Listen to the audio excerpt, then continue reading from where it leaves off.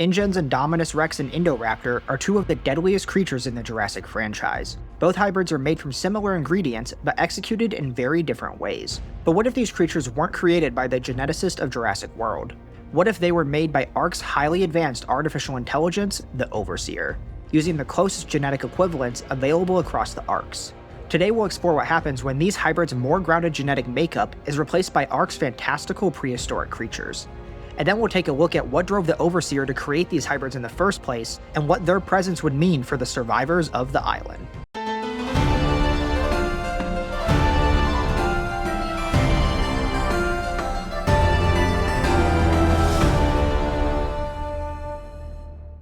So, as I mentioned, we will be replacing each of the genomes in the Indominus and Indoraptor with our closest genetic counterparts available across the ARKs. First, let's establish what confirmed genomes the scientists in Jurassic World used to create these hybrids. Also, it should be noted that as far as we know, the genetic makeup for these two are identical, just executed in different ways, as the Indoraptor is literally made from DNA harvested from the Indominus' skeleton. Additionally, I will only be using officially confirmed genomes, not speculated genomes like the suspected primate DNA.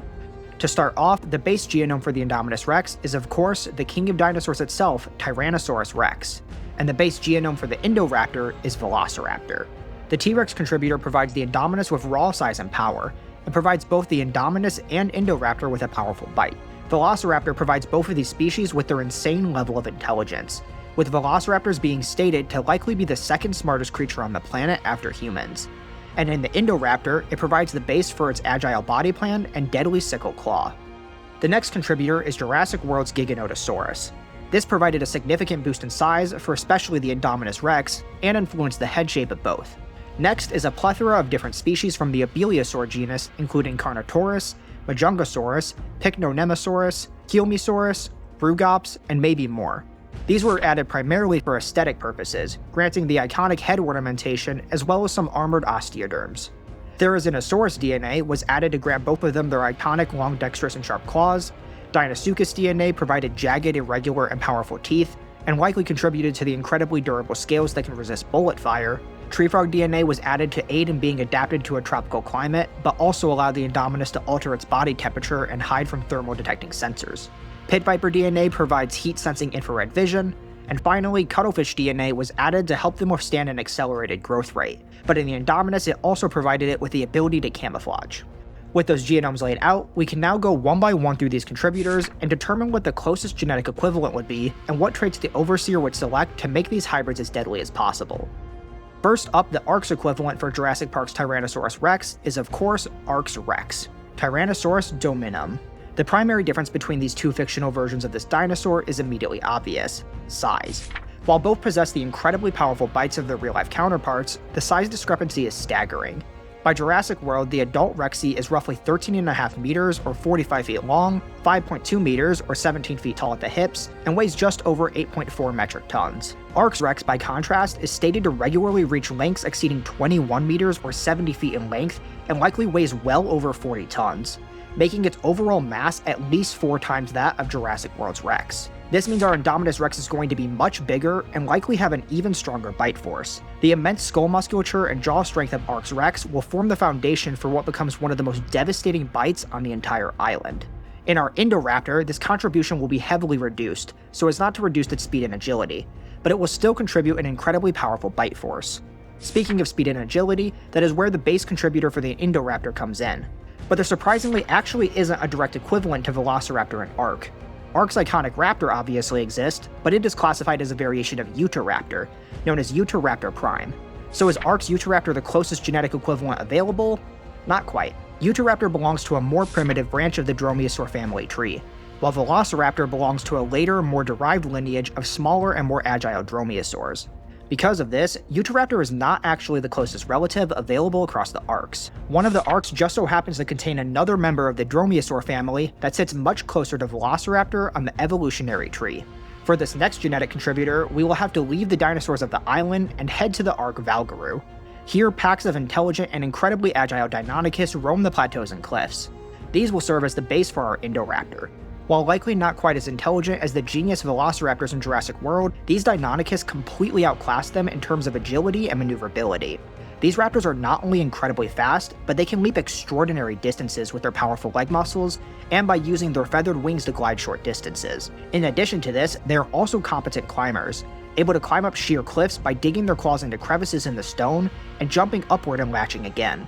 They can also use their strong sickle claws and forelimbs to leap onto the sides of much larger creatures, anchoring themselves in place while digging their claws deep into the flesh and inflicting catastrophic bleeding. With this contributor, our Indoraptor is going to be even faster and far more maneuverable than the one we see in the movie. And should it take a nasty fall like it did at the end of Fallen Kingdom, it will be able to easily slow its descent and glide to safety. In the Indominus, this contributor won't have as much of an impact, and would likely actually be a slight downgrade compared to the Velociraptor's intelligence contribution. But it will still offer a boost in intelligence, reaction speed, and instincts for pack coordination. And now we arrive at the genome I'm sure many of you came for. The absolute nightmare of an upgrade that is ARK's Giga. Giganotosaurus furiosa. At over triple the length of its Jurassic World equivalent and weighing hundreds of tons, this contribution pushes our new Indominus into nearly kaiju level territory. But this isn't the only contribution ARK's Giga brings to the table. It grants both hybrids the infamous Gnash ability. This ability gives them serrated slicing teeth designed to tear through flesh, inflicting tremendous amounts of bleed damage that continues to weaken victims long after the initial bite. And finally, of course, there is the Giga's iconic Rage ability, basically the equivalent of a dinosaur going Super Saiyan. Now, whenever either of these hybrids take enough damage in a fight, they will gain a potent boost in adrenaline and bloodlust, flying into an uncontrollable rage. Their muscle output increases dramatically, their pain tolerance spikes, and the power and ferocity of their bites and claw attacks escalate until everything around them is dead. The 5 Abeliasaur contributors only have one equivalent on the island in ARK's Carno. This will contribute to both of these creatures a pair of sturdy horns that can be used in violent headbutts to gouge victims. These horns allow the hybrids to deliver brutal close-range impacts that puncture flesh and add yet another source of bleeding damage during combat. ARK's Therizinosaurus, aka the living embodiment of beef on sight, like its Jurassic World counterpart, possesses huge sword-like claws. This genome will contribute to the slashing power and size of our hybrid's forelimb claws. This allows them to swing their arms in wide arcs, capable of striking multiple enemies at once, while carving deep gashes that cause severe bleeding. These claws are not only powerful, but also incredibly precise. They are delicate enough to distinguish between picking fiber and berries, meaning our hybrids will retain an unusual degree of dexterity despite their immense size. This genome will also contribute longer forelimbs, giving both hybrids increased reach during combat. ARK's Deinonychus contribution adds several important upgrades. First, it reinforces the armor of both hybrids by contributing thick crocodilian scales capable of deflecting significant damage. It also contributes jagged irregular tooth placement, which improves the ability of their jaws to grip and hold struggling prey. Most importantly, the Deinonychus genome provides access to its devastating Giga attack. This allows the hybrid to build up tension in its jaw muscles before releasing it in a powerfully charged bite that snaps shut with explosive force, dealing massive damage to anything caught between its jaws. In addition, Deinonychus contributes a powerful muscular tail, capable of delivering sweeping strikes against enemies attempting to flank it. The final 3 genomes are where things get weird. Tree frogs, pit vipers, and cuttlefish have no direct equivalents or even particularly closely related species on the ARKs. So, the closest related genomes we will use will be a bit strange. First up, the closest relative to tree frogs across the ARKs is the giant frog Beelzebufo. In the Indominus Rex, this genome will grant it a long, sticky prehensile tongue, which at its immense size allows it to precisely snag smaller creatures attempting to escape it. In the Indoraptor, Beelzebufo contributes highly elastic tendons in its back legs, which when combined with the Deinonychus' powerful leg muscles allow it to jump even farther. Paired with its gliding feathers, this hybrid becomes the longest distant jumper in ARK, able to leap across large ravines in a single bound. For pit vipers, there is only one snake that even shares a name with a real-life snake available, the Titanoboa. Interestingly, ARK's version of the Titanoboa has a hunting strategy more similar to pit vipers than its real-life counterpart. It doesn't use constriction at all, but rather possesses a potent tranquilizing venom. This venom will be implemented into our Indoraptor, allowing its bites to inject a powerful toxin that rapidly weakens and incapacitates prey as it spreads through their bloodstream. ARK's Titanoboa's intimidating frills will also be added to both hybrids, where they can be used as threat displays for intimidation.